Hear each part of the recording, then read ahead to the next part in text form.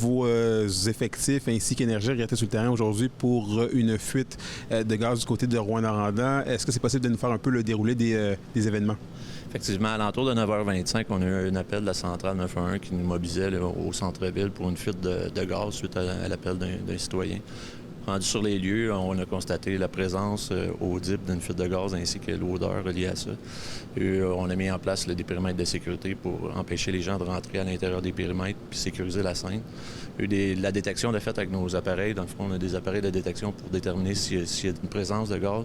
Effectivement, il y a la présence de gaz. Donc, Énergir a été appelé sur les lieux aussi pour collaborer avec nous au niveau de l'intervention. C'est un partenaire avec nous au niveau des interventions, au niveau des fuites de gaz.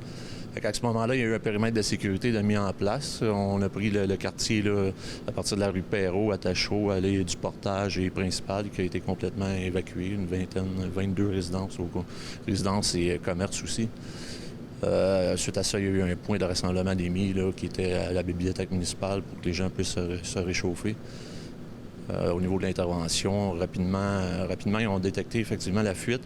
Mais par la suite, là, il y a eu au niveau des travaux d'énergie, ils ont pincé la fuite, ils ont colmaté la fuite là, pour éviter que. pour mettre fin à l'intervention.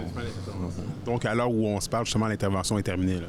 Effectivement, à l'heure où on se parle, autour de 11h40, la réintégration des bâtiments a été permise. Des vérifications à l'intérieur des logements ont été faites avec nos appareils de détection, à savoir s'il y avait des gaz à l'intérieur des bâtiments.